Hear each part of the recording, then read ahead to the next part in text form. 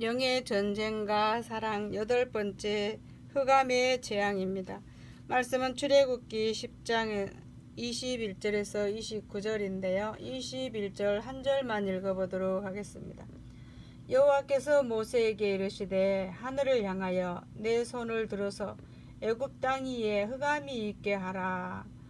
곧 더듬을 만한 흑암이니라. 이렇게 말씀하고 있습니다. 자, 우리들 생각에 흑암이 와봤자 불을 켜면 되지. 그것도 3일쯤이야. 이렇게 생각할 수 있습니다. 그러나 하나님의 권능의 불이 다 꺼져버렸습니다. 하늘의 달과 별만 가려서 빛이 없어진 것이 아니라 빛이 근원 자체가 없어지도록 해서 아무리 불을 켜도 불이 켜지지 않는 천지의 흑암이 주야로 3일을 가게 만들었습니다. 여러분 한번 상상해 보십시오. 어둠이 3일간 계속된다면 그 심령이 얼마나 공포와 두려움이 있었겠습니까? 그리고 사고와 갖가지 위험한 일들이 얼마나 많이 일어났겠습니까? 그런데 오늘 여러분이 3일간의 흑암이 있을 때라도 이스라엘에 있는 고센 땅에는 하나님의 말씀 안에 있는 사람은 언제나 어떤 영적 어려움이 있는 환경과 세상의 어떤 열악한 환경 중에서도 하나님의 영광과 사랑과 진리가 있습니다. 그러므로 이 흑암의 징계는 하나님을 거역한 자에게 오는데요. 무지의 흑암이 온다는 뜻입니다.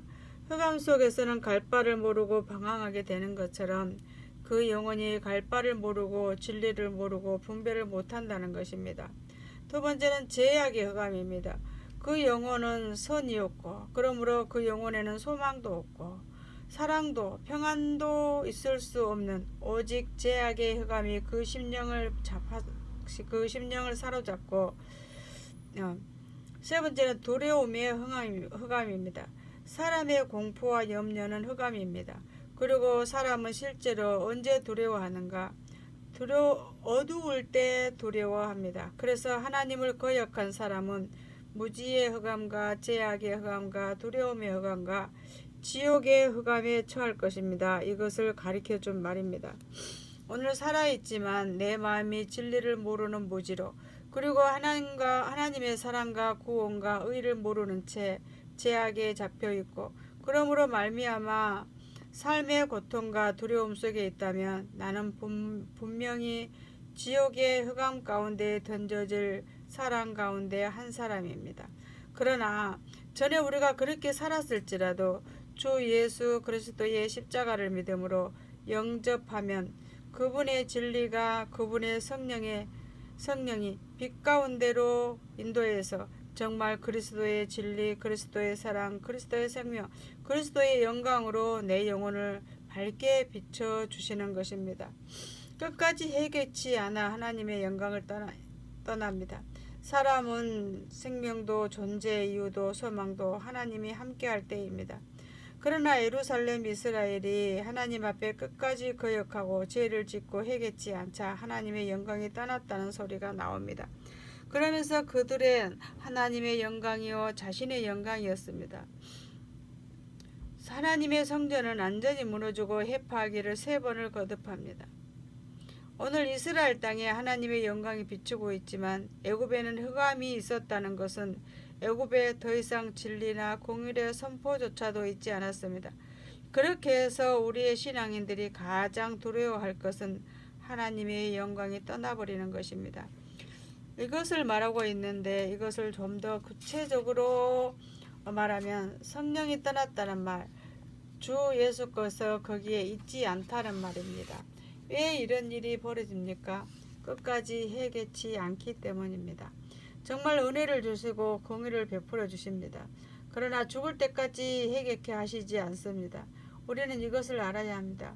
성도로 부름을 받고 성령을 체험하고 말씀을 알았던 자, 믿음으로 인도되었던 자가 배도합니다.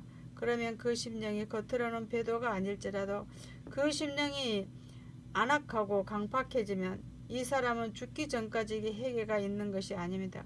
어느 시점에 가면은 절대로 돌이키지 못하는 일이 일어납니다.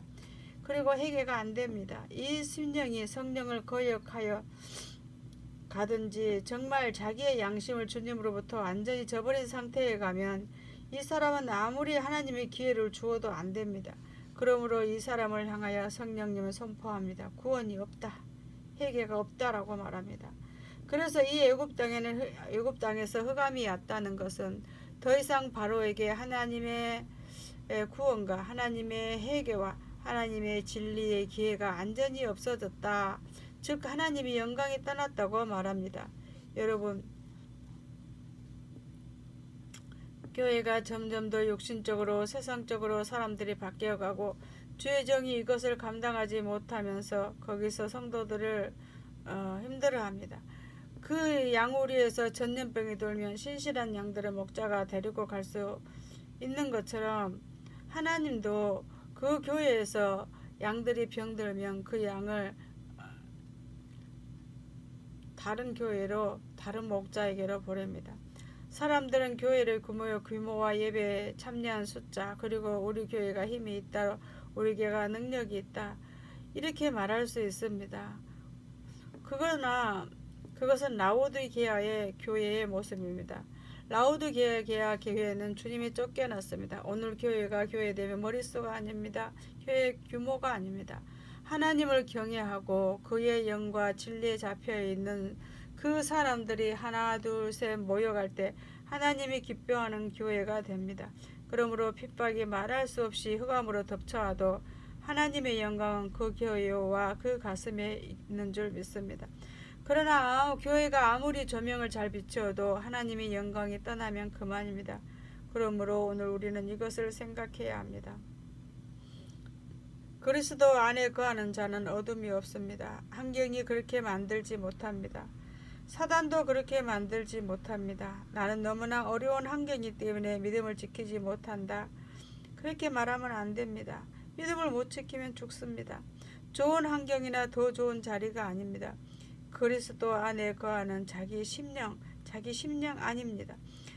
오늘 여러분은 우리가 힘써야 될 것은 내 주변의 사람을 바꾸고 나의 환경을 바꾸고 또 그것을 피하고 이리저리 뛰는 것이 아닙니다. 내가 변해야 하는 것입니다. 그러므로 그리스도와 그 안에 거하는 자는 어둠이 없습니다. 남의 탓을 하는 것은 변명하는 자에 불과합니다. 내가 변해야 하는 것입니다. 그럼 그리스도 안에 거한다는 뜻이 무엇입니까? 말씀을 알고 믿고 순종하여 하나님께 잡히는 것입니다. 이런 사람은 어둠의 어떤 환경, 어둠의 사람들 앞에 갈지라도 진리의 빛, 성령의 빛, 주님 사랑의 빛을 나타낼 줄 믿습니다. 여러분, 흑암의 죄악이 여러분을 삼키지 못하게 하십시오. 항상 하나님의 사랑의 빛에 거하여서 하나님께 사랑을 받는 여러분 되시기 바랍니다. 이제 남은 마지막 재앙입니다. 10번째 재앙을 하나님께서 참으시다가 애굽 전역의 바로의 아들로부터 시작하여 옥에 갇힌 자녀까지 장자는 다 죽이는 사건이 나옵니다. 짐승의 첫 새끼부터 전부 다 장자는 다 죽이는데요. 이것이 출애굽기 11장 1절에서 12장 36절까지 장자를 죽이는 재앙이 옵니다. 자, 이것은 마지막 10번째 시간대에 장자의 재앙에서 말씀드리기로 하겠습니다. 감사합니다.